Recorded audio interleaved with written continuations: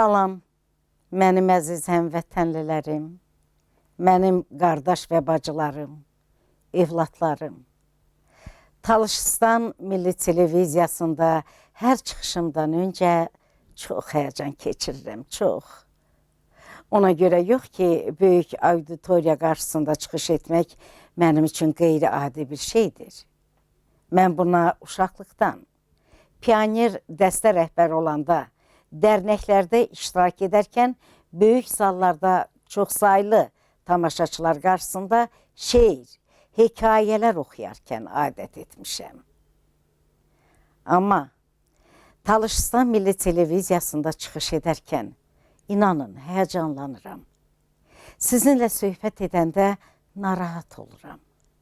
Ona görə ki, mənim əzizlərim, mənim qeyri-təbii görünməkdən çox qorxuram. Çox.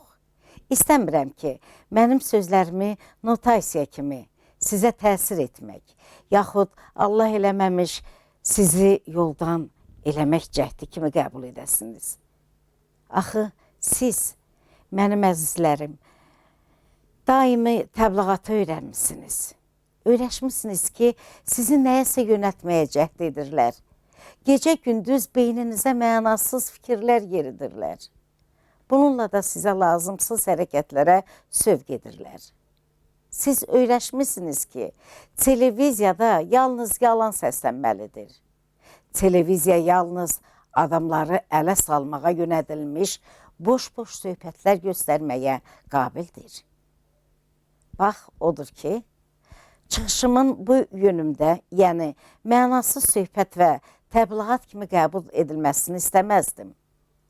Dərhal demək istərdim ki, mən sizi nəyəsə səsləmək, sövq etmək istəmirəm. Sizi öyrətməkdən də uzağam. Aranızda məndən də çox savadlı adamların olmağına əminəm. Mən sadəcə olaraq bir-birimizə xəbərdarlıq edərək xilas olma yolunu tapmaq üçün sizinlə bərabər düşünürəm. İnanın. Yəni, biz həqiqətin və bizdən asılı olan və olmayan bəlalarımızı, səbəblərini hardan gəldiyini müəyyən edək deyə ona gedirəm. Mən sizə minnətdaram, əzizlərim. Ona görə ki, siz məni çox vaxt düzgün başa düşürsünüz. Sözlərimin mahiyyətinə varıb, məsələnin kökünü görürsünüz. Sizin mehriban, istiqanlı məktublarınız məni olduqca ruhlandırır, çox. Mən sizin gündəlik həyatınızı beləcə az da olsa bəzədiyimə görə sevinirəm. İnanın, çox sevinirəm. Sizə tam səmimi və ürəkdən deyirəm ki, əgər sizin bu dəstəyiniz olmasaydı, mən Talış dostlarımın dəvət etdiyi bu işə heç vəchlə razı olmazdım. Mən haqqımda sosial şəbəkələrdə, bizim YouTube səhifələrimizdə gördüyüm bayağılıqlar, söyüşlər barəsində danışmaq istəmirəm, yox. Bunları yazanlar siz deyilsiniz, mən bilirəm. Bunlar hiləgərlərin işidir. Mən bu murdar qeydlərin Azərbaycanın Milli Təhlükəsizlik Nazirliyinin əməkdaşları, Əliyev rejiminin mənfur quyruq bulayanlarıdır deyirəm. Mən bu yazılanlara fikir vermirəm. Söyüş, ağzı pərtövünlük Allahdan deyil, şeytandandır, şeytandan. Şeytana baxmaq, onun adını dilə gətirmək lazım deyil. Çünki bu natəmiz qüvvə elə bunu gözləyir. Hər zaman alının dilə gətirilməsini istəyir. Hər zaman diqqətimizi cəlb etmək istəyir. Daman keşan sahil meyşaram, tezkirarı yaram, mestu gisu afşan, nigar gizem. Bugün mən öz həyatımdan yaddaşıma həkk olunmuş bir əhvalatı danışmaq istəyirəm. Mənim əzizlərim, bizimlə bir sinifdə təkcə Azərbaycanlılar oxumurdu. Sinifimizdə ruslar, yahudilər, almanlar, ermənilər var idi, çox idi. Bir erməni qızı ilə dostluq edirdim. Adı Anuş idi. Ailəsi qonşuluğumuzda yaşayırdı. Ona görə də ailələrimiz də dostluq edirdilər. İndiyədək onun atası hündür boylu, arıq, Marcello Mastroianni'nin ilk filmlərindəki kimi bığları olan Vazgen əmini elə xatırlayıram ki, onda bu dəb idi. Vazgen əmi fizika müəllimi idi, amma başqa məktəbdə. O, mənim ən yaxşı bağban kimi yadımda qalıb. O, həyətyanı sahədə bitən ağaçlara qayğı ilə yanaşırdı. Mən də onu həmişə əlində bel ilə xatırlayıram, xatırlayacam. Vazgen əmi bağda əlləşməyi çox sevirdi. Pomidor, xiyar, badımcan, göyərti becərirdi. Yeri gəlmişkən, mənim anam onun yetişdirdiyi sarımsağa bənzər, amma soğan dadı verən göyərti növünü çox qiymətləndirirdi. Biz onu kəvər, ermənilər isə sabzi adlandırırlar. Sabzi. Anuşun anası Rima xala evdar qadın idi. Mənim anamla rəfiqə idilər. İndiyədək onun divarın o tərəfindən gələn o cingiltili səsi qulağımın içindədir. Batul, ay Batul, evdəsən? Gəl kofe içək. Anamın adı Allah rəhmət eləsin. Allah keçənlərinizə də rəhmət eləsin. Batul idi. Rima xala çox gözəl aşpaz idi.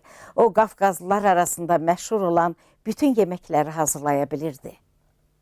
Onun həm gürcü, həm erməni, həm də bizim mətbəximizdən çox yaxşı xəbər var idi. Amma mən onun bişirdiyi dolmanı lap çox sevirdim, lap. Bizim dolma, yəni anamın bişirdiyi, hazırladığı dolma çox yağlı olurdu. Mən yağlı yeməyi sevmirəm. Atam yağlı yeməyi çox xoşlayırdı. Xüsusilə quyruğu, əridilmiş quyruğu. Ona görə də anam ətə çoxluca quyruq qatırdı. Mən Rima xalanın bişirdiyi dolmanı sevirdim. Xırda, diqqətlə, üzüm yarpağına bükülmüş. Uşaq çeçələ barmağı boyda olurdu. İlahi, nə qədər dadlı dolmaydı, nə qədər. Rima xala ancaq mal ətindən çoxlu göyərti ilə hazırlayırdı dolmanı. İndi də demək olar ki, onlar hər axşam atam və Vazgen əminin nərd oynamasını bütün dolğunluğu ilə xatırlayır. Hətta arada dalaşırdılar. Bir-birinin üzərinə qışqırırdılar. Qalxıb gedir, sonra da qaydırdılar. Amma ən maraqlısı onların oyundan qabaq özlərinin tərifləməsi idi. Hər biri bərkdən o birisini məğlub edəcəyinə söz verirdi. İllər ötdü, mən Bakıda instituta daxil oldum. Anuş isə Ermənistana getdi. Sonra Vazgen əmi və Rima xala onun ardınca Ermənistana köçdülər. Anuş onların yeganə övladı idi. Sonralar bildim ki, Anuş Yerevan Tibb İnstitutuna daxil olub, indi də oranı bitirərək həkim işləyir. Bunu eşidəndə nə xatırlayıram? Anuşun ailəsi axı çox da varlı olmayıb. O, Tibb İnstitutuna necə daxil ola bilərdi? Mən öz arşınımızla ölçürdüm. Axı, adi adamların Azərbaycan Tibb İnstitutunda oxuması mümkün deyildi. Bakı Tibb İnstitutunda daxil olmaq üçün böyük məbləğ lazım idi. Vaxt ötdü. Yenidən qurma ardınca Dağlıq Qarabağ ətrafında hadisələr, Sumqayıt, Bakıda ermənilərin təqib olunması, onların Azərbaycandan köçü və s. başladı. Bunu hamımız bilirik. Çoxunuz isə əminəm ki, xatırlayırsınız. شد نگران ساقی میخوارم از کنار یارم دست و گیسو افشان میگریزد. Mənim bir əmim oğlu var idi. Şükürlər olsun ki, indi də var və Rusiyada yaşayır. Biznesmendir. Onu şərti olaraq Oktay adlandırırdım. Dağlıq Qarabağ münaqişəsi başlayan kimi onu orduya çağırdılar. Səhv etmirəmsə, Oktay Xocavənd cəbhəsində döyüşürdü. Tezliklə ondan xəbər kəsildi və biz hərbi komissarlığa onun itkin düşənlər siyasında olduğu barədə məktub aldıq. Ailəmiz matəmə bürünmüşdü. Çünki Hamımız Oktay'ı çox sevirdik. Çox. 2 il ötdü. 1996-cı ildə əmim gözlənilmədən Almaniyadan məktub aldı. Təsəvvür edirsiniz? Oktaydan məktub. Çox qısa bir məktub. O ailəsinə bildirirdi ki, sağ-salamatdır və müvəqqəti olaraq Almaniyada yaşayır. Tezliklə Rusiyaya köçəcək. Azərbaycana isə dönmək fikri yoxdur. İnanın, sevincimizin həddi hüdudu yox idi. Ən əsas da Oktayın valideynləri çox xoşbəxt idilər, çox. O vaxt mən artıq yoldaşım və uşaqlığımda Rostovda yaşayırdım. Bir səhər işə getməyə hazırlaşarkən telefon zəng çaldı. Ev telefonu. O vaxtlar mobil telefonlar yox idi. Dəstəyi qaldıranda Oktayın səsini eşitdim. Salam, bacıcan, necəsən? Mən özümü itirdim. Ona heç bir cavab verə bilmədim. Çünki göz yaşları məni boğurdu. Mənə elə gəldi ki, ona cavab verənə qədər qərinələr ötdü. Nəysə, Oktay bildirdi ki, valideynləri elə görüşmək üçün Moskvaya gedir və yol üstü maşınla bizə də gələcək. Həmin gün işə gedə bilmədim. Evdə qalıb ağlamaqdan uzun müddət özümə gələ bilmədim. Tezliklə Oktay gəlib çıxdı və bir neçə gün bizdə qonaq qaldı. Biz xeyli söhbət etdik. Əlbəttə, mənə hər şeydən əvvəl onun necə sağ qalması, nə yolla gedib Almaniyaya çıxması, niyə onun itkin düşməsi barədə məlumat verilməsi ilə maraqlanırdım. Onun hekayətini qısaca olaraq sizə çatdıracağım, əzizlərim. Yəqin bizim ordunun çox pis döyüşdüyünü eşitmişdin. Bacıcan, deyə Oktay söylüyor. Heç kim döyüşmək istəmir. Ön cəbhədən qaçır. Öz canını qurtarmaq istəyir. Nə həvəs var idi, nə də motiv, nə də normal komandanlıq. Baxmayaraq, bizim sayımızda, hərbi texnikamızda ermənilərdən dəfələrlə çox idi. Vuruşa bilmirdik. Rusların güya ermənilərə kömək etdiyi barədə nağıllara inanma bacı. Bu yalandır, ağ yalan. Əksinə, onlar bizə kömək edirlər.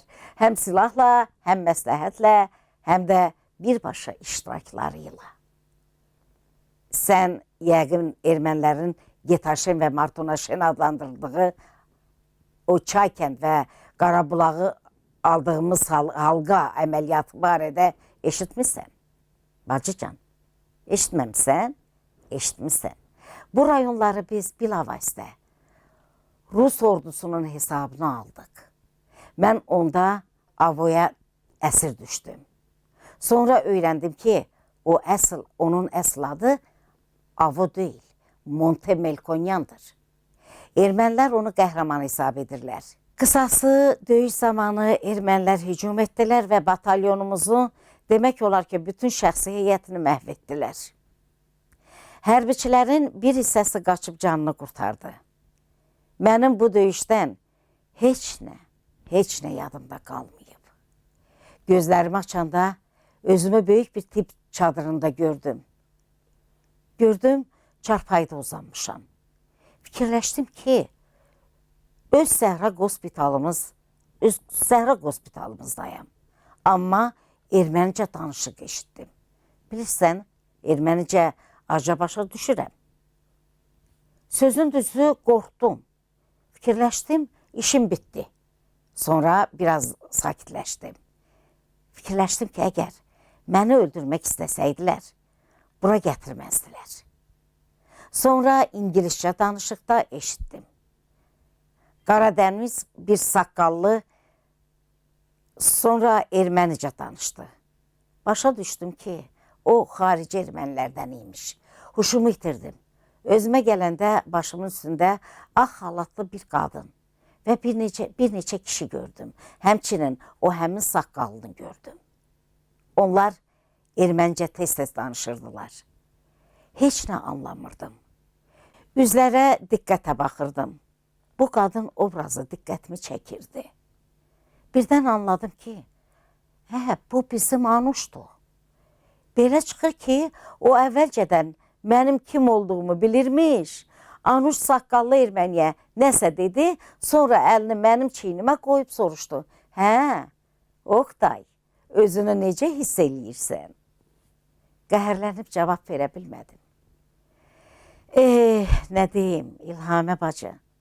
Sonra sanitar mənə dedi ki, mən həyatımı birbaşa Anuşa borçluyam. Sən demə, məni ölmüş bilib, tapdıqları yerdə saxlamaq istəyirmişlər. Amma Anuş məni tanıyıb, təkid edib ki, məni lazaretə gətirsinlər. O, orada bir neçə həftə qalandan sonra məni Yerevana köçürdülər. Yarım il Respublika xəstəxanasında yatdım. Sonra internlər üçün xüsusi düşərgə bir ay daha qaldım. Sonra məni Qızıl Xaç Cəmiyyətinə təhvil verdilər. Və beləliklə də mən Almaniyaya gedib çıxdım. Niyə özüm barədə xəbər vermirdim? Oqtay davam edir. Çünki öz qohumlarım və yaxınlarıma görə qorxurdum. Bilmirdim ki, mənim Ermənistanda, illah da Yerevanda olduğumu bilən Azərbaycan hökumətinin reaksiyası necə olacaq? Anuşun mənə qarşı necə münasibət göstərdiyini deməyim artıqdır. Yəqin, bacıcan. Hətta Vazgenəmi, Rima xala dəfələrlə mənə dəyməyə gəldilər. Mənə yemək gətirdilər, geyim, sigaret gətirdilər. Bax beləcə, mənim əziz bacı və qardaşlarım. Həyat çox mürəkkəbdir. Heç bilmirsən, talih sənə nə hazırlayıb? Sonra əlbəttə, mən Anuşu tapdım. Biz indiyədək yazışırıq, görüşürük. Vazgenəmi və Rima xala mənim valideynlərim kimi artıq dünyalarını dəyişiblər. Allah onlara rəhmət eləsin. Amma biz varıq. Biz dostluq edirik. İndi mən həmişə düşünürəm, biz indi münasibətlərimizi necə bərpa edə bilərik? Necə, hansı yolla əsrlərlə Cənubi Qafqazın xalqlarına xas olan münasibətləri yarada bilərik? Hansı ki, bəzən bir-biri ilə hiddətlə döyüşsələr də, aralarında ümumilikdə dostluq və qarşılıqlı anlaşma abu havası olub. Mən belə qərara gəldim ki, bunların kökü Qafqazın cənub-şərqində yerləşən süni dövlət, Azərbaycan Respublikası adlı Türk proyektindədir. Bu necə ölkədir ki, yad bir ad daşıyır. Heç vaxt belə bir territorial kombinasiyada olmayan xalqları, qəbilələri özündə birləşdirib, cənubda talışlar, mərkəzdə biz, türklər, şimalda Qafqazlılar. Həm də bu ölkənin idarə etmə sistemi orta əsrlər desposiyası səviyyəsindədir. Bu bədnam dövlətin əvəzində 3 müstəqil dövlət olmalıydı axı. Talışistan Respublikası, Bakı Respublikası və belə deyək də Qafqaz Albaniyası. Təsəvvür edirsinizmi? Nə gözəl olardı. Hər bir xalq öz evində yaşayardı. Milli təzyiq olmazdı. Mən əminəm ki, bugün Azərbaycanda olan üzdən İraq idarə etmə sistemi də olmazdı. Baxın, onda xalqlar dost kimi yaşayardı, dost olardı. Baxın, onda biz xoşbəxt olardıq. Düzü heç bilmirəm, nə deyim, əzizlərim, özünüz fikirləşin. Hələliksə daha gözəl günlər arzusu ilə sizi Allaha tapşırır. Hər birinizdə xoşbəxtlik, firavanlıq arzu edirəm. Xoşbəxt olun, mənim əzizəm vətənlərim. Sağlam düşüncəli olun, ədalətli olun. Mənim dediklərim barədə düşünün. Yaxşı-yaxşı düşünün. Hələlik, gəlin çərşənbəyə qədər.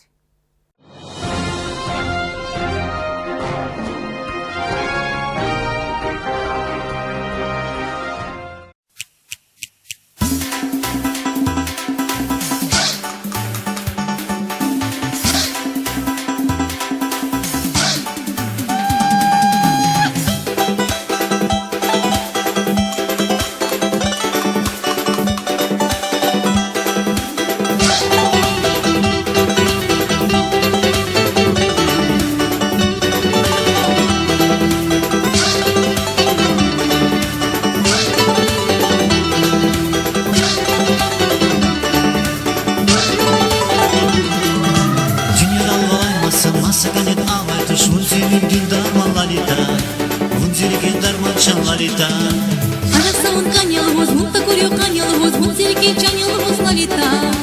Canat kaybol sevişkina lalita. Dünyada olamazsa masada net abartış Unzimin dindar lalita Unzirgin darman çan lalita Arası un canelhoz, munta kuriu canelhoz, munzilki canelhoz lalita. Canat kaybol sevişkina lalita. Lalita çansi lalita Lalita çansi lalita Lalita çansi lalita Lalita çansi lalita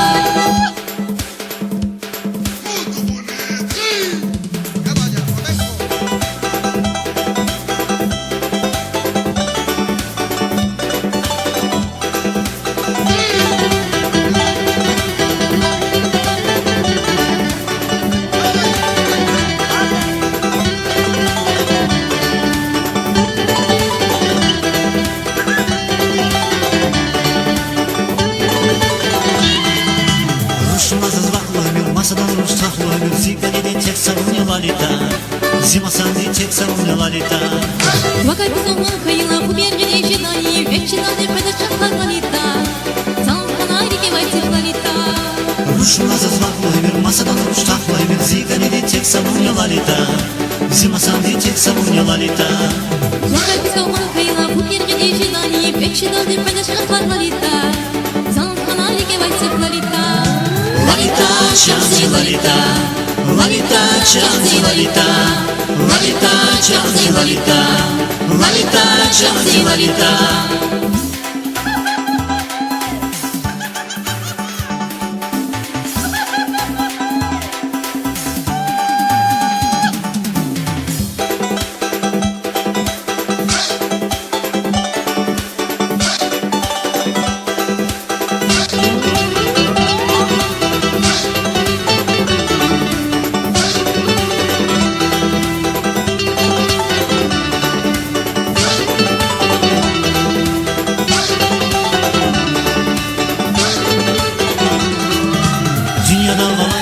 Masaganet abayta şunzimin dindar lalita Unzirgin darman çan lalita Her seferde mütebrizun vaksı hüdün dal avata. Anyemenin azamtilay lalita.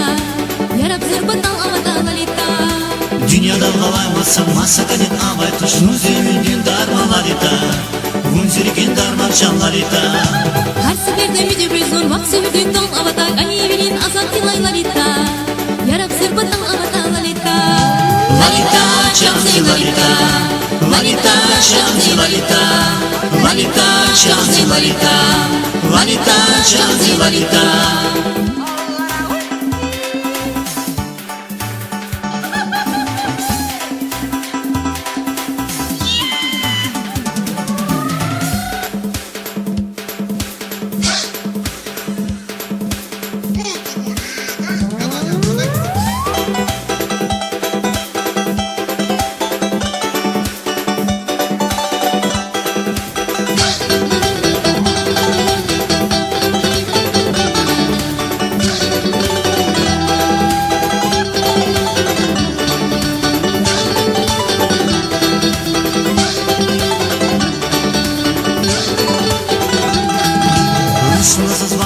Masadan ruş taklı bir Zigani tek savunma lalita Zima sandi tek savunma lalita Arası un canelhoz, munta kuriu canelhoz, munzilki canelhoz lalita.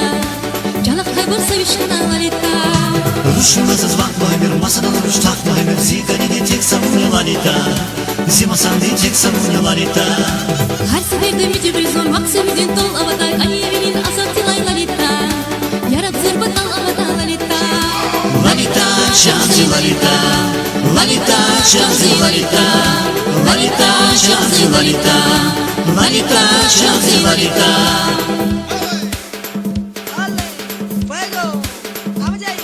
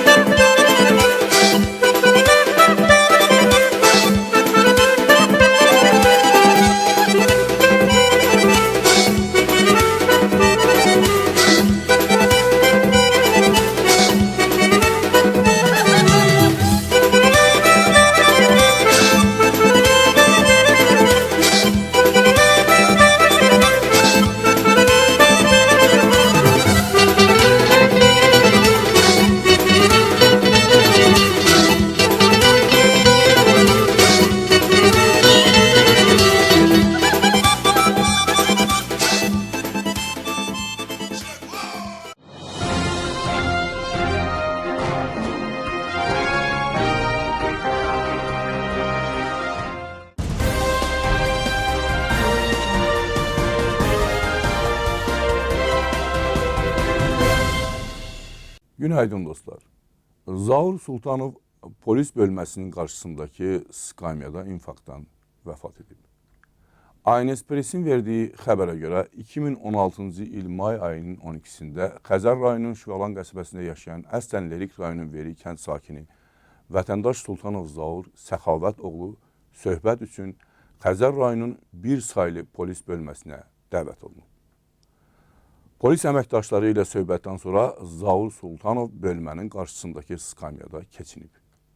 Mərhumun dayısı Əli Hüseyn Zeynalov bacısı oğlunun ürək çatışmazlığından əziyyət çəkdiyini bildirib. Mərhumun anası Mirnisə xanımın dediyinə görə onun Əli Hüseyn adlı qardaşı yoxdur və oğlu ürək çatışmamazlığından heç vaxt əziyyət çəkməyib. Mərhumun əmisi Ətrafil Sultanov qardaşı oğlunun vəfat xəbərini eşitcək polis bölməsinə yönəlib.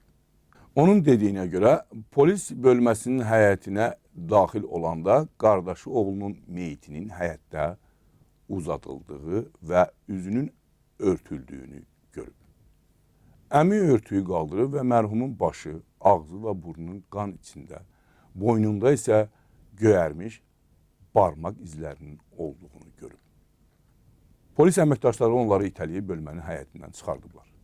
Zaur Sultanov evli idi. Xanımı, dul, 5 yaşlı uşağı yetim qaldı. Mərhumun atasının evini mərhum Heydər Əliyevin və hazırki prezident İlham Əliyevin portretləri bəzəyir. Göründüyü kimi Azərbaycan Respublikası tərəfindən talışların genosidi yenidən davam edir. Mənim balamı öldürdülər. Mən balamı o kişidən istəyirəm. Danışa bilmirəm, ürəyim partlayır. Danışa bilmirəm, mənim körpə balamı, sağlam balam buradan ora getdi. Bir yarım saatin içində uşağın meyidini bizə gördük. Mənim uşağımı 5 dəqiqənin içində öldürdülər.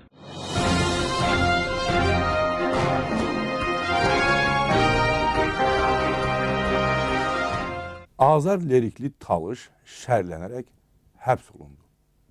Dostu, həm milləti və həm kəndlisi Zaur Sultanovun qətlini sosial şəbəkələrdə ictimaiyyətləşdirdiyi üçün Facebook faalı Azər Kazımov saxlanılmışdır. Mayın 14-də dostu Zaur Sultanovun yas mərasimindəykən Kazımovun atası ona zəng vuraraq polislərin onların evinə gəlib Azəri axtardıqlarını bildirmişlər. Azər harda olduğunu atasına söyləmiş, polislər elə atası ilə birgə yas mərasiminə gələrək Kazımovun polis bölməsinə aparmışlar. Bölmədə Azərdan Facebook səhifəsində polis əməkdaşlarını təhqir etdiyi üçün bu statusu silməyi tələb etmişlər. Kazımov orada hüquq mühafizə orqanlarını təhqir etmədiyini söyləyərək statusu silməyəcəyini bildirmişdir. Polis əməkdaşları Azərin atasının da bölmədə olduğu üçün onu sərbəst buraxmışlar. Lakin 2 gün sonra dayanacaqda avtobus gözləyən Azər polis tərəfindən öyrədilmiş şəxsin təhqirlərinə məruz qalmışdır. Həmin şəxs Kazımovun provokasiya getmədiyini görüb, özünü onun üstünə ataraq qışqırmağa başlamışdır. Bu hərəkətdən Kazımov özünü itirsə də yaxında gözləyən polis əməkdaşları özlərini itirməmiş, dərhal dırnaqarası operativlik göstərərək onu qandallayaraq naməlum istiqamətə aparmışlar. Valideynləri 2 gün onu axtarsalar da tapa bilməmişlər. Yalnız dünən axşam saatlarında ictimai fəalın yeri məlum olmuşdur. Belə ki, Azər Kazımov Hövsən qəsəbə polis bölməsinə aparılaraq Cinayət Məcəlləsinin 510-cu maddəsinə əsasən onu xuliqanlıq ittihamı irəli sürülmüşdür. Və Azər Kazımov 5 gün müddətindən azadlıqdan mərhum edilmişdir. Mərhaba.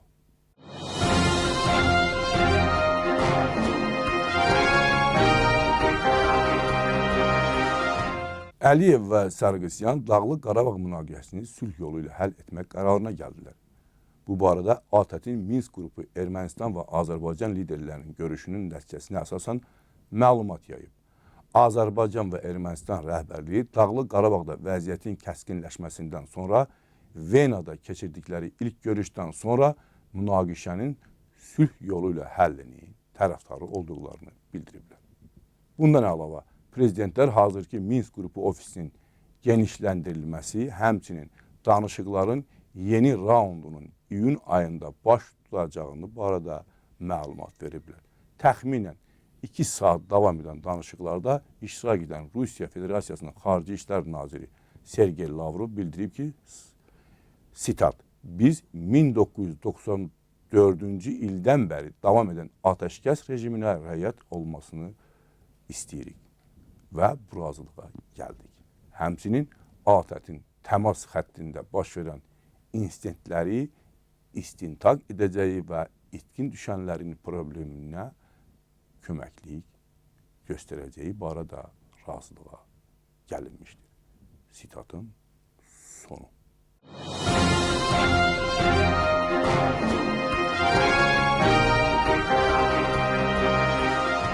Azadlıq Radiosunun əməkdaşı, araşdırmacı jurnalist Xədicə İsmailin kassasiya şikayəti üzrə məhkəmənin vaxtı bəlli olub. Şikayətə Ali məhkəmədə mayın 25-də baxılacaq. Bu barədə Azadlıq Radiosuna vəkil Fəxrəddin Mehdiyev məlumat verib. Jurnalistin şikayətinə Əli Seyfəliyevin sədrlik etdiyi hakimlər kollegiyası baxacaq. Məhkəmədə Xədicə İsmailin özünün və iştirakı da gözlənilir. O, 2 dəfə Ali məhkəməyə məktubla müraciət edərək prosesdə iştirak arzusunu ifadə edib. Xədicə İsmail 2014-cü il dekabrın 5-də həbs olunub. Jurnalist mənimsəmə, qanunsuz sahibkarlıq, vergidən yayınma, vəzifədən sui istifadə kimi ittihamlarla 7 il 6 ay azadlıqdan məhrum edilib. Sonradan Bakı Apellyasiya Məhkəməsi və Bakı Ağır Cinayətlər Məhkəməsinin bu hökmünü qüvvədə saxlayıb, Apellyasiya Məhkəməsinin qərarına Ali Məhkəməyə kassasiya şikayət verib.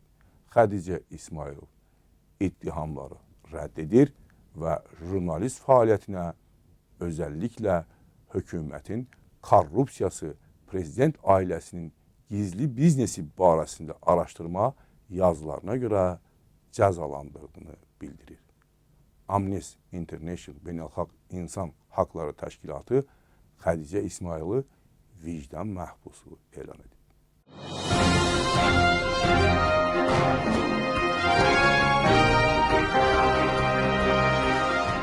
Türkiyənin gələcək baş nazirinin adı bəlli oldu. Türkiyənin iqtidar partiyasının lideri və baş naziri vəzifəsinə favorit ölkənin nəqliyyat, rabitə və naviqasiya naziri Binəli Yıldırımın olduğu qeyd olunur. Bu barədə Hürriyyət qəzetinə istinadan RIA Novosti agentliyi xəbər verir. Ədalət və İnkişaf Partiyasının lider seçkisi gizli keçiriləcək, seçkilər də təşkilatın yüksək vəzifəli üzvləri iştirak edəcəklər. Xatırladaq ki, Türkiyənin hazırki baş naziri Əhməd Davutoğlu partiyanın mayın 20-sində keçiriləcək növbədənkənar qurultayında iqtidar partiyasının liderliyinə öz namizədliyini irəli sürməkdən imtina etmişdir. Faktiki olaraq bu müddətdə o baş nazir vəzifəsindən istifa verəcək.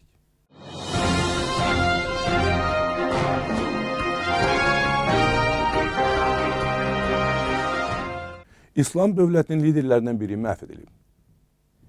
Bir çox ölkələrdə fəaliyyəti qadağan olunmuş İslam dövləti terror təşkilatının liderlərindən biri ABŞ-ın terrorçuların Əfqanistanın şərqində yerləşən mövqələrinə endirdiyi hava zərbələri nəticəsində həlak olmuşdur. Bu barədə TOL agentliyi Əfqan hərbiçilərinə istinadan xəbər vermişdir. RIA Novosti bildirir ki, əməliyyat bazar ertəsi Pakistanla sərhəddəki Kunar əyalətində baş vermişdir.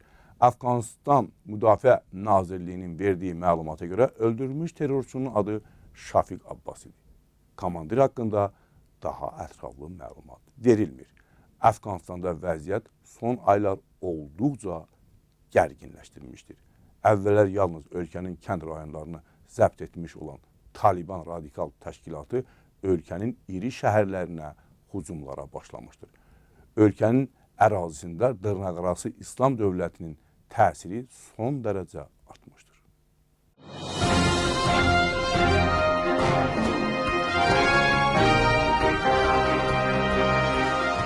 Fransanın Xarici İşlər Naziri Ayrault deyir ki, İsrailin etirazlarına baxmayaraq Fələstin sülh danışıqlarına yönəlik Paris samiti keçiriləcək.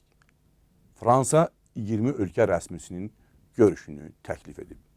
İsrailin baş naziri Benyamin Netanyahu isə mayın 15-də Qüdsdə Ayrault ilə danışıqlarından sonra deyib ki, İsraillilər və Fələstinlilər arasında sülh razılaşması əldə etməyin ən yaxşı yolu ilkin şərt olmadan birbaşa danışıqlar aparmaqdır.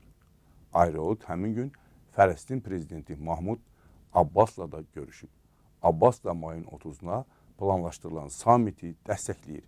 İsrail-Fələstin danışıqlarının sonuncu raundu 2014-cü ildə iflasa uğrayıb. O zaman danışıqlara ABŞ vasitəçilik edirdi.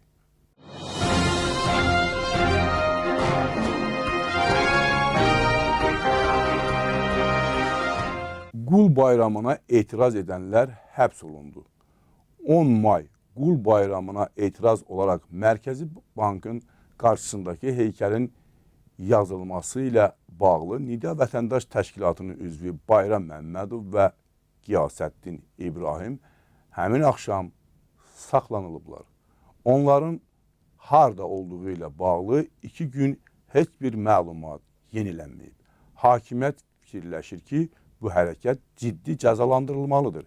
Əks halda yeniləri ortaya çıxa bilər.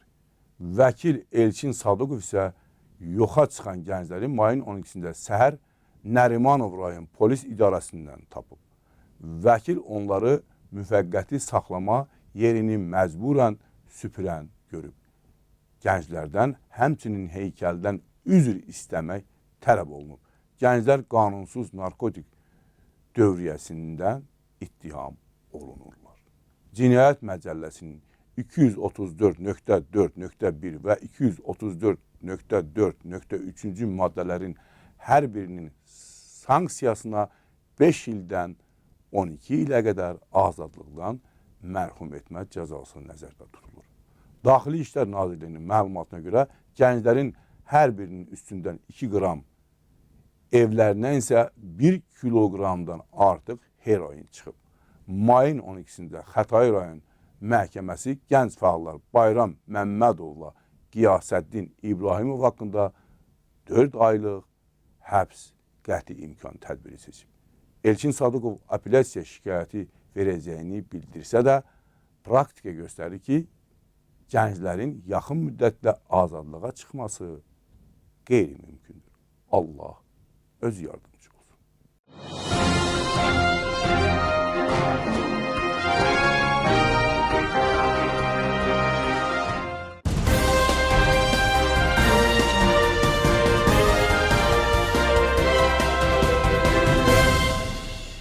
Babəkin elini.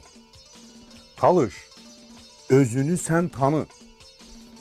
Neftçala, lirik salyanı. Cənnətə bənzər məkanı. Kürün gür axan selini. Ulu Babəkin elini. Vərgədizi astaranı. Şəlaləni həm aranı. Düşmənə vuran yaranı. Atrapatın sağ əlini, Ulu Babəkin elini.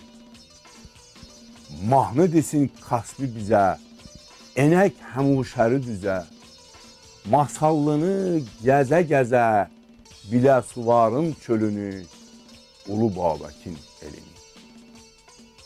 Lerikdən düş vərgədizə, təbiəti süzə-süzə, tamaşa et elimizə, həm sağını, həm solunu, Ulu Babəkin elini. Doğma diyar Lənkəranı, əvəz edən şəhər xanı, sağlam edər xəstə canı, dikəldər əyri belini, Ulu Babəkin elini. Torpağına baş əyərəm, nəğmə qoşub söyləyərəm.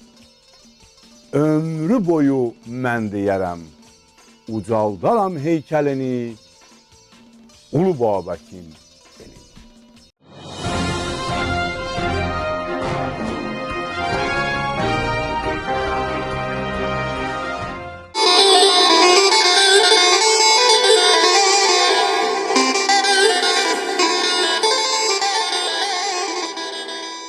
Bizim ötən söhbətimiz zamanı vəd etdiyim kimi, bugün xınalıqlar barədə söhbətimiz. Xınalıqlar kimlərdir? Harada yaşayırlar? Hansı dilə mənsubdur? Yaxud hansına sitayiş edirlər? Hansı adət-ənənələrə riayət edirlər? Bax, bütün bunlar barədə sizinlə söhbət edəcəyim.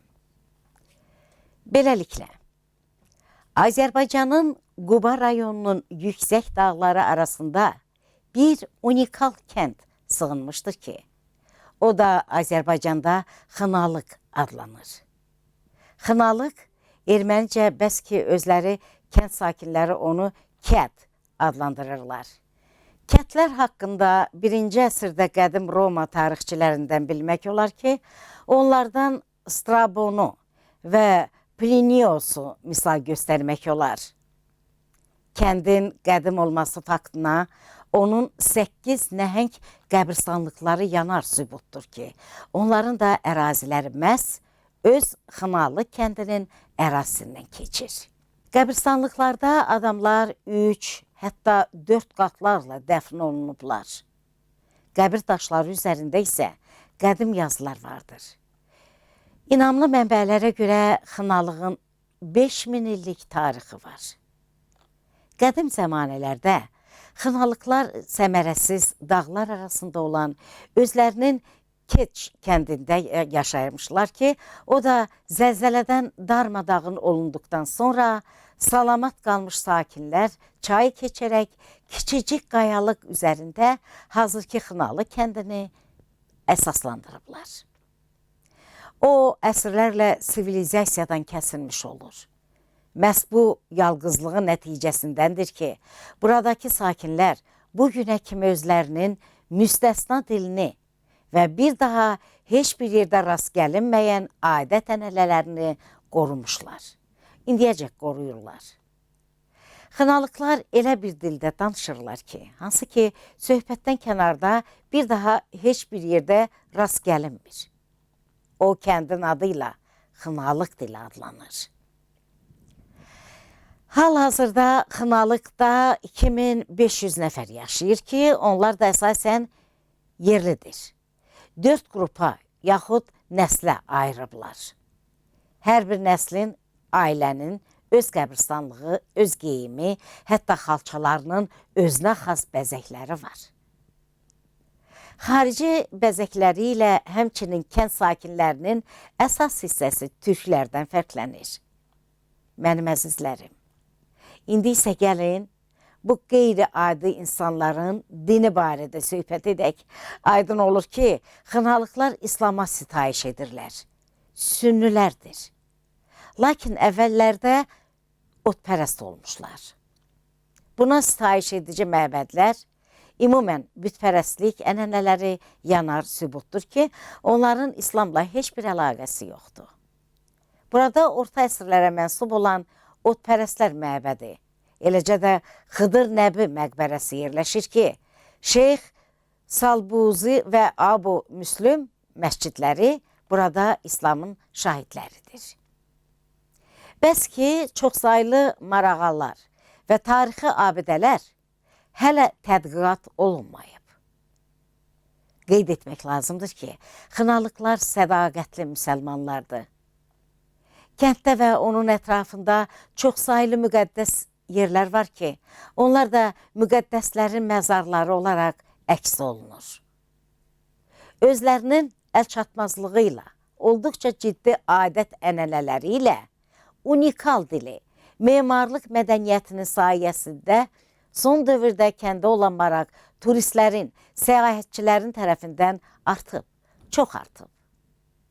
Əgər kəndə gəlib, qərara gəlmişsiniz ki, burada qalacaqsınız, onda gərək sizə deyim ki, mənim əzizlərim, Xınalıqda mehmanxana yoxdur.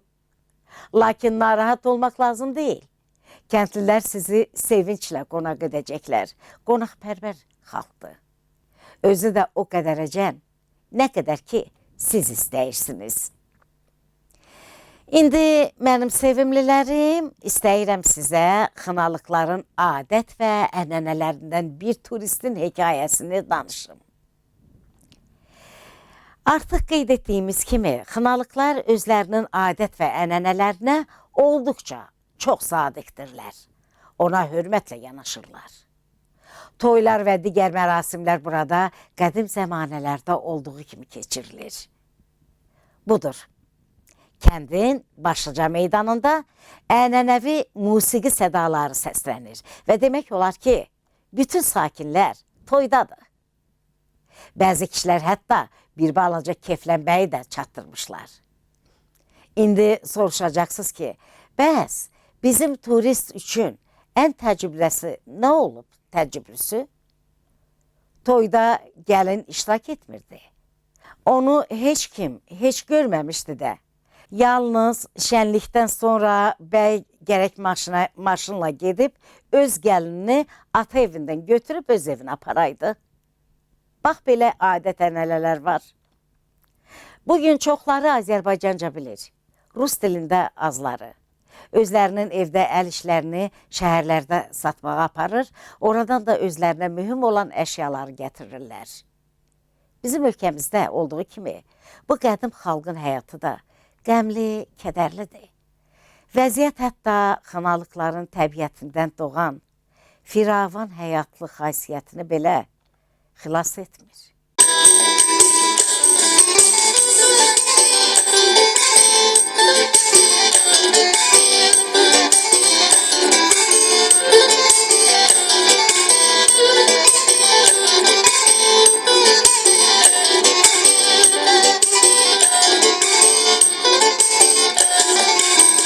Askerin suaya denir, hakkı umdurlar. Askerin fırsatken yap, okçun tutmayı medar. Askerin suaya denir, hakkı umdurlar. Kocaman yer işitme, ya hayatı dedime.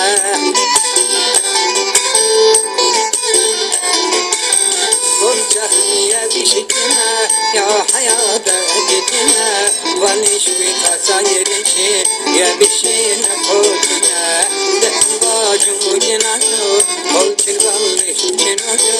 Hakkı bir kıtan sancıl, bacağız kadra buncu. Dehvacı cenazı, kol çırvanmış cenazı.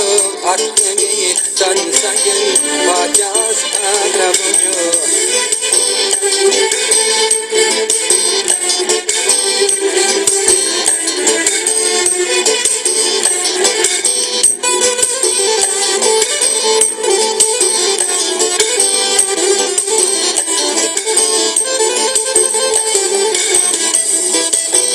Sarışugadan yuvar, radun şehir cüvar.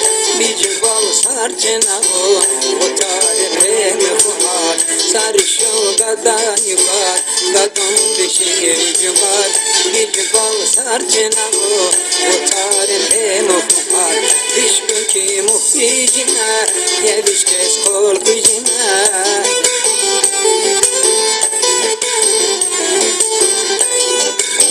Lişkünki muhticime, yeviş kez korkucine. Ruhiyete korkucine, muhara zidine. Dehvacı cenazı, korkucine cenazı. Hakkını tanısan gel, bacağız kadra buncu. Dehvacı cenazı, korkucine cenazı. Hakkını tanısan gel, bacağız kadra buncu.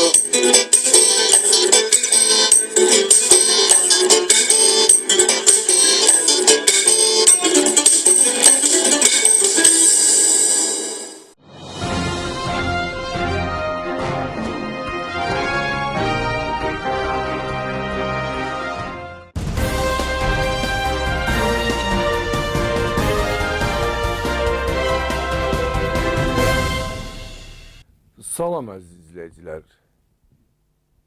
Biz sizinlə yenidən Dünya, Zaman və Həyat rubrikasında görüşməyimizə çox şadıq.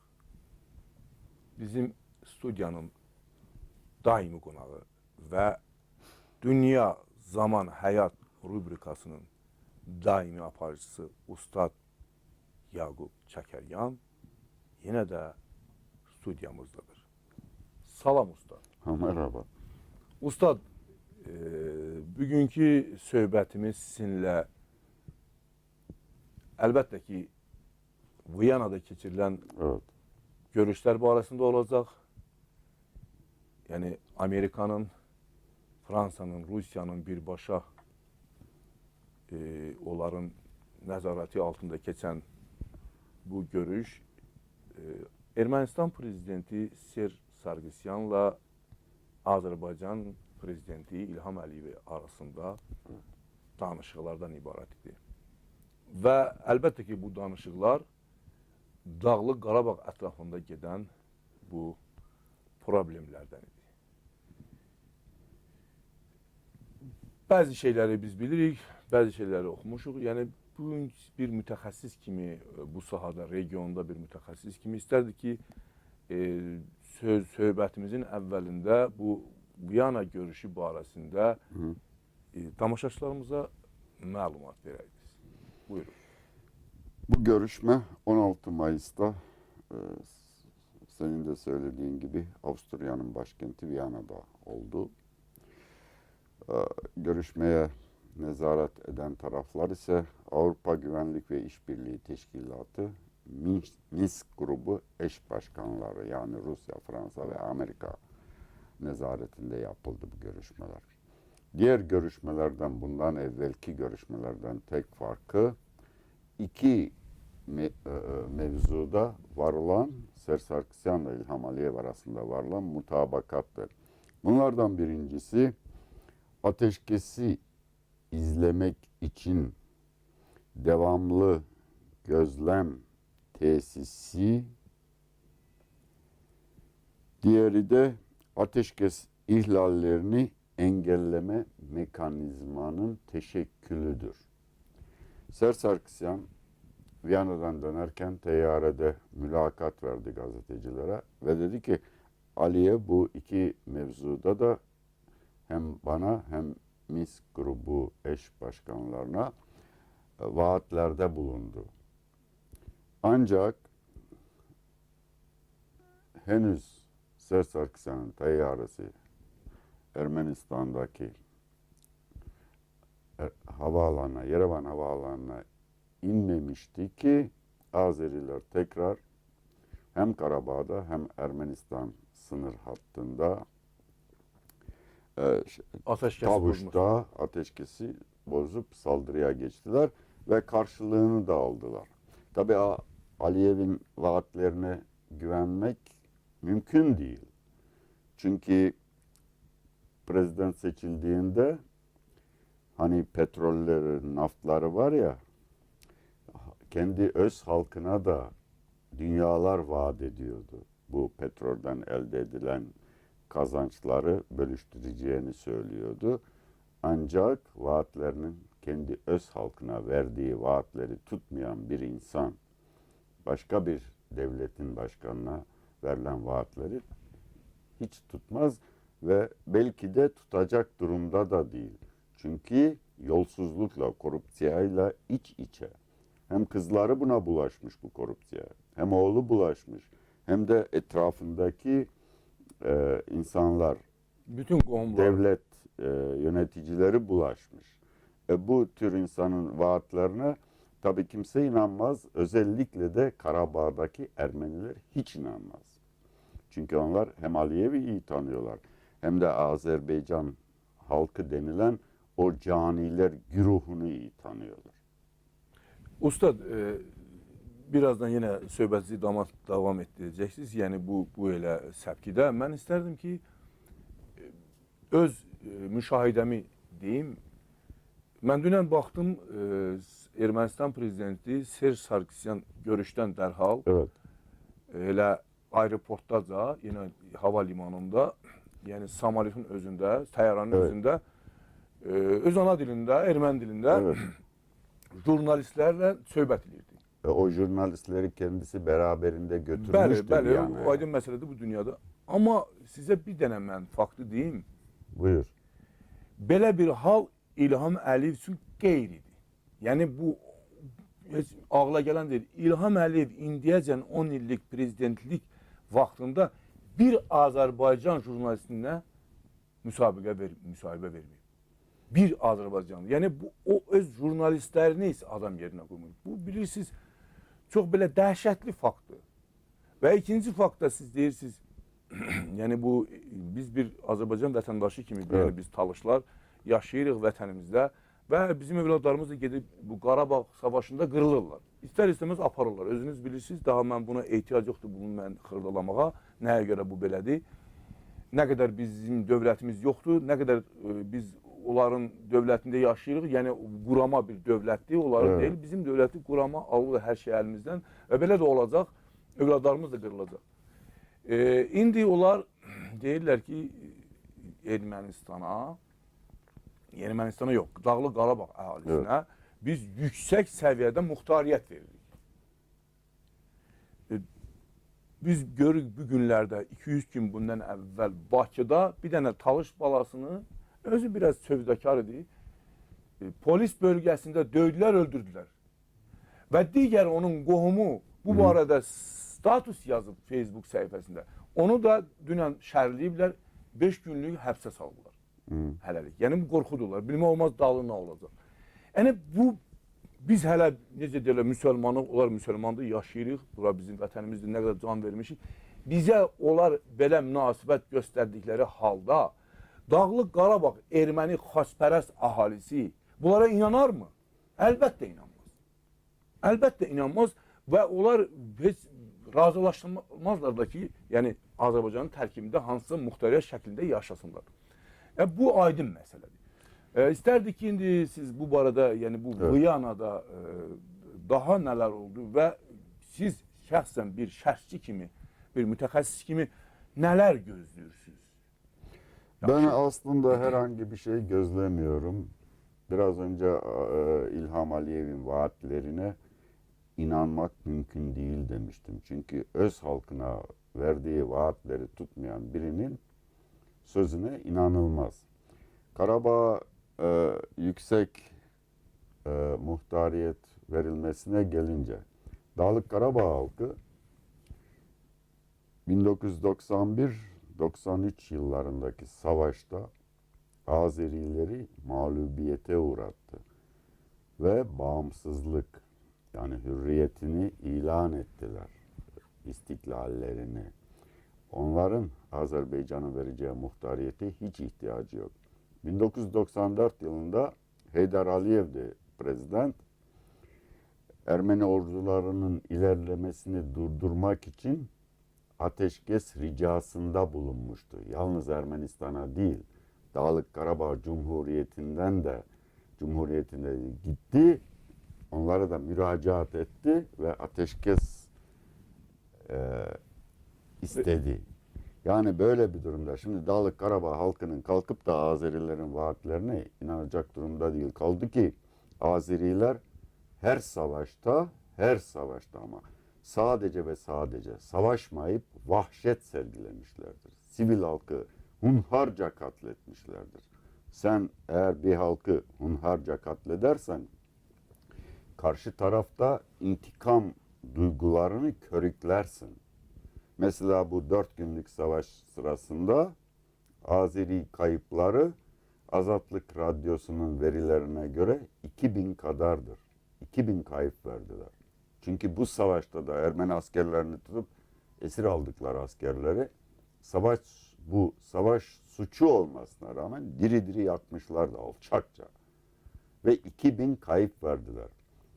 Bunu da Azatlık Radyosu söylüyor. Ermeni menbaaları değil. Ayrıca dün ben seninle telefonla görüştükten sonra Türk sitelerine girmiştim. İnternet sitelerine, site. Orada Biliyor musun ne yazıyordu? Bu 4 günlük savaş sırasında haber yaymak İlham Aliyev tarafından yasaklanmış olduğu için Azeri medyası haberleri Ermeni medyasından alıyordu diye yazmıştı. Bunu da Türkler yazıyor. Ben demiyorum. Sonra bir şey daha var. Sen savaş olur, asker gönderirsin cepheye. O orada karşı taraftaki esir askerlere işkence yapar, vahşetle muamele ederse o asker olmaktan çıkar, caniye dönüşür. Yani asker olarak cepheye giden gerisin geri memleketine dönecek. Cephede cani olursa asker olarak dönmeyecek. Cani olarak dönecek. Bu sefer de aynı vahşeti, aynı cinayeti kendi memleketinde gösterip işleyecek. Komşularından birini öldürür, o birini öldürür. Yani aslında bu orada Ermenilere düşmanlıktan dolayı vahşet sergilemek, Azeri toplumuna karşı da vahşet sergilemeye ortam hazırlamak maksadına gelir. Asker cepheye giderse asker olarak dönecek. Cani olarak değil, ama Azeriler ellerine fırsat geçtikçe cani olarak cinayet işliyorlar orada. Geri memleketlerine cani olarak dönüyorlar. Bazı milletler vardır. Bu milletler cezalandırılmadıkları sürece yaptıkları kötülüklerin, vahşetin farkına varamazlar. Sumgayit'te işledikleri o katliamların biz daha intikamını almadık. İntikamını eğer almış olsaydık, yani Azeri halkını cezalandırılmış olsaydık, biz Azerileri de iyilik yapmış olurduk. Çünkü bu caniler güruhunun biraz olsun insan olmasına katkıda bulunurdu. Ustad, aydın məsələdir ki, bu müharibənin öz qanunları var. Güllənin də gözü yoxdur. Əlbəttə ki, o Qarabağ xəttində təmas xəttik var. Azərbaycanla Dağlıq Qarabağ arasında bu 4 gün gedən müharibələr oldu. Çoxlu qeyri-türklər, yəni indi özlərini türklərin adlandırırlar. Azərbaycanda əslində türklər də azdır. Elə çoxsu assimilyasiya olunmuş elə o köklü xalqlar da özlərinə türk deyirlər. Bunlarla işim yoxdur. 18 yaşlı uşaqlar, dünən də bir 18 yaşlı cavan uşaq Bakının Nizami rayonundan gedib gülləyə dəyib ölüb. Deyirlər şəhid olub da, indi bu uşaq öldü. Uşağın nə təqsiri var, aparıblar oraya. 18 yaşlı uşağı aparmazlar döyüş bölgəsinə. Tabii ya. İndi bunlar deyirlər ki, biz ermənilərə muxtariyyət veririk, dünyaya car çəkirlər. Onlar razılaşmırlar. Və eyni zamanda da deyirlər ki, ermənilər bu müharibə ərzində səhv eləmirsə 20 min deyirlər bizdən öldürüb. Yaxşı, mən onlardan indi televiziya vasitəsindən xəbər alıram. Ermənilər 20 min sizdən öldürüb. Düzdür? Evet. Və siz onlara yüksək səviyyəli muxtariyyət vəd edirsiniz, əgər onlar qatılsa Azərbaycan tərkibində. Yaxşı, bu başı bəlalı 1 milyon yarımlıq Talış milləti, Evet. hansı ki mən onun nümayəndəsiyəm, neçə minlərlə bu döyüşdə öz cavan bağlarını verib, neçə ailə dağılıb, nə qədər atalar, Tabii. övladlar atasız qalıb, arvadlar ərsiz qalıb. Yəni bunu deyək ki, çox böyük bir dəhşətdir ailə üçün. Və siz onlara necə münasibət bəsləyirsiniz? Talış adına qadağa qoymusunuz Azərbaycanda. Talış mahalının, Talışstanın adını Cənub bölgəsi qoymusunuz. İndi mən soruşuram onlardan. Gərək Talışlar sizdən nə qədər öldürsün ki, siz onlara bu və ya digər şəkildə hansısa səviyyədə muxtariyyət verəsiniz ya nə eləyirsiniz? Ona görə ki, Talışların yeganə yolu bir dənədir. Və biz Talışstan Milli Hərəkatının üzvləri və onun bir üzvü kimi mən tam məsuliyyətimlə bəyan edirəm. Biz onlarla heç bir danışığa getmərik və onlarla heç bir danışıq heç mənasızdır. Heç onun xeyri də yoxdur. Və bunu ermənilər, Dağlıq Qarabağ erməniləri çox gözəl bilirlər. Neysə, indi bu 4 gün ərzində döyüşlərdə onlar deyirlər ki, məsələn, filan qədər öldü. Amma biz bilirik ki, erməni tərəfi nə qədər adam ölüb, hamısını dəqiqliklə deyirlər. 94 asker. 94 əskər ölüb, Aysel. Amma onlar mənə çatan xəbərə görə onlar hətta Tərtərdə o qədər ölü olubmuş, onları gizlədiblərmiş zirzəmidə. Və onları sonra birdən verməyiblər o qədər ölü. Onları sonra yandırıblar. Görürlər ki, bunlar hamısı çürüyürmü? Yandırıblar. İndi o insanlar, atası, anaları onları gözləyir. Onlar güya ki itiblər. Onlar güya ki onları axtarırlar. İndi onlar da fikirləşir, mənim balam ya düşüb əsir. Yəni, amma əslində onlar hamısını yandırıblar. Və bu kimi başqa faktlar da var. Dəqiq məndə mənbə olmadığı üçün mən bunları demirəm. Gələcəkdə bunları açıqlayıb deyəcək. Sizin fikrinizcə bu 4 günlük müharibə Dağlıq Qarabağ ermənilərinə nə verdi və Azərbaycan tərəfinə nə verdi? Sizin fikrinizcə bir mütəxəssis. Dağlıq Qarabağ ermənilərine bir şey vermedi ama Azerbaycan tarafına da hiçbir şey vermedi. Geldikleri gibi kaçtılar, geri gittiler. 2000 zayiat bıraktılar savaş meydanında. Ben biraz önce hani Azeri halkını cezalandırmak derken ister Taliş olsun, ister Avar olsun veya Lezgin, hatta Azeri. Ben o 18 yaşındaki askeri kastetmiyorum. Azeri halkı derken Azeri halkını yönlendirenleri, istikamet Ermeni düşmanlığını onların içine aşılayan idarecileri kastediyorum. Yoksa o 18 yaşında olsun veya 19 yaşında. Bunların hepsi de fakir fukaranın evlatları. Hiçbir zengin evladı değil savaş sırasında cepheye gitmek. Sulh, Hazar sırasında askere bile onlar gitmiyorlar. Hiçbiri gitmiyor. Burada bilirsiniz... Yani bütün zarar, ziyanın bedelini bu İlham Aliyev'in agresif siyasetinin bedelini ödeyen halk da değil, halkın fakir fukara kesimi ödüyor. Əlbəttə. Bilirsiniz, ümumiyyətlə Azərbaycanda erməni faktoru, bir də türk faktoru, bu İlham Əliyev ailəsi ki var, evet. Klanı deyirik. Bunlar özləri əslən Kürddülər. Yəni, bunlar Kürddülər. Bunlar Kürddülər, indi bunlar özdə, orada deyim, bütün Kürdlər yaxşı dolanır. Yox, onların da öz kastaları var.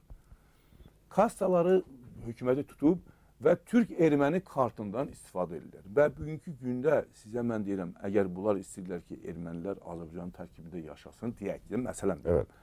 Əgər bugün erməni sözü Azərbaycan mentalitetində, Azərbaycanda söyüş kimi qəbul edilirlərsə, evet. Bu millət nətər orada yaşaya bilər?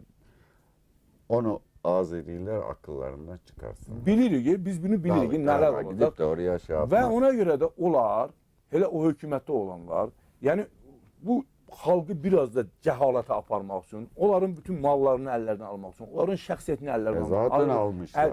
Hamısını da alıblar, hələ də alırlar. Erməni və türk kartından istifadə edirlər. Qəsdən deyirlər, orada o qədər cavanlar var, başı pozurlar. Başa düşmür ki, bu nədir? Əgər bu tarixi oxuyarsan, bu Azərbaycan nədir, tarixdə bu nə olub, bu kimin torpağıdır, belə bir dövlət olub mu ümumiyyətlə dünyada, tarixdə? Yox. Nəysə, məsələn onda deyil, bu başqa mövzunun söhbətidir. Mən istərdim ki, yəni söhbətimizi yığcam edək, ustad. Sizin yəni bu axırıncı bir mütəxəssis kimi sizin mövqeyinizi bilmək istərdik ki, bu Viyana danışıqlar, yəni bizim xalqlar bilməlidir, yəni tamaşaçılar.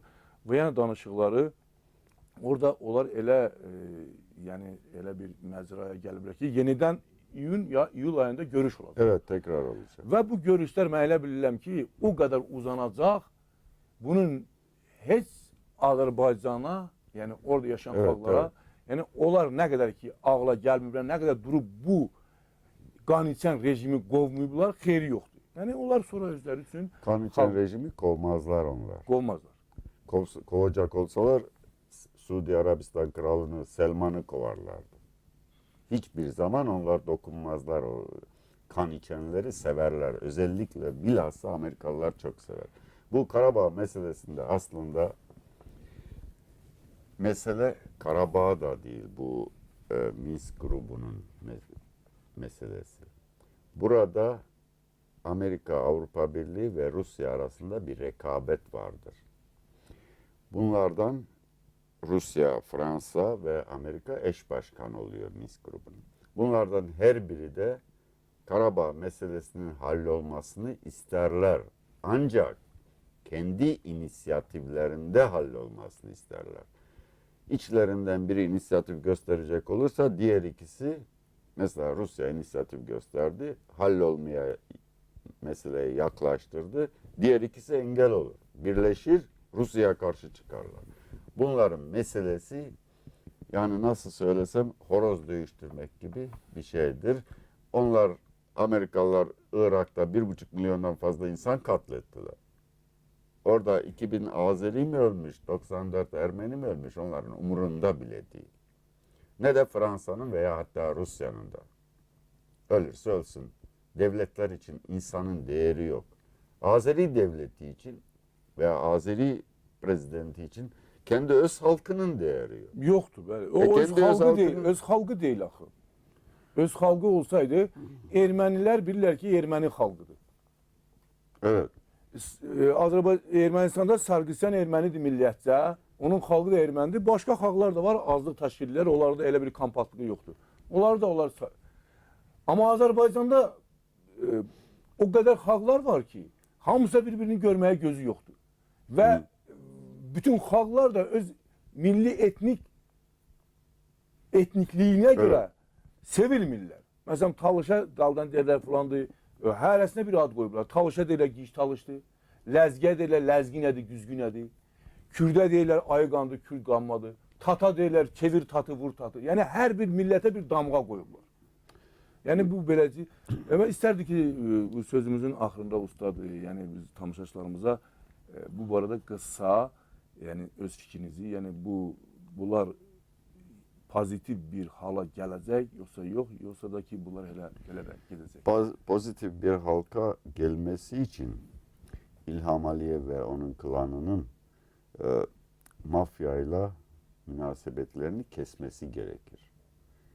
Ama istese de artık kesemez. Yani çamura batmış, Çamur palçıq deyirsiniz. balçığa batmış, oradan çıkması mümkün değil. Ya Azeri halkı bilinçlenecek, bilinçlenmek için de eğitim seviyesi düşük. Eğitim seviyesi düşük olduğu için İlham Aliyev olsun, diğerler olsun pekala kullanabiliyorlar. Yoksa halkın eğitim düzeyi yüksek olsa gider ona hesap sorar. 18 yaşındaki çocuğu Bəli. alıp cepheye sürüyorsun. Nasıl sürersin sen? İstediğini yapıyor.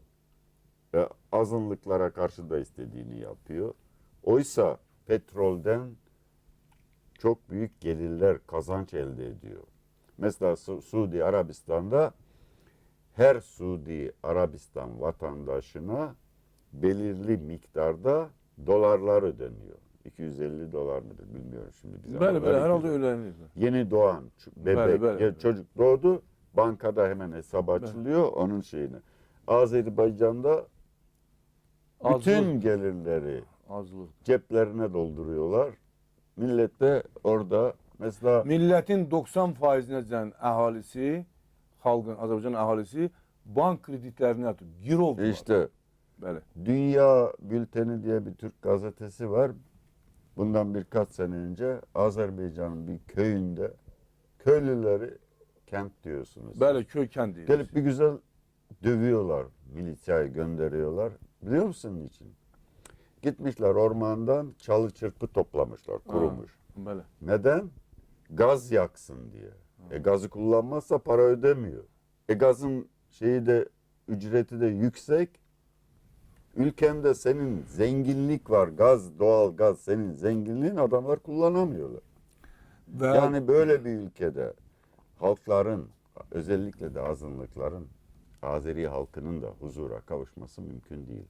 Bunlar korrupsiyayla münasebetlerini de kesemezler. Bəli, ta ki bu rejim dəyişməsə və Azərbaycanda xalqlar azadlığı, öz əmniyyətini qazanmasalar, bu xeyri yoxdur və özlərini hədər yerə də heç öldürməsinlər. Mən belə başa düşdüm sizin söhbətinizi. Evet. Elədirmi? Tabii. Ustad, çox sağ olun. Bugünkü Siz də sağ söhbətimizə olun. görə Allah sizə can sağlığı versin. İnşallah elə ümid edirəm ki, gələn həftənin yenə 3-cü gününü bu studiyoda yenə sizinlə görüşəcək. Tabii, görüşeceğiz. Sağ olun. Siz de sağ olun.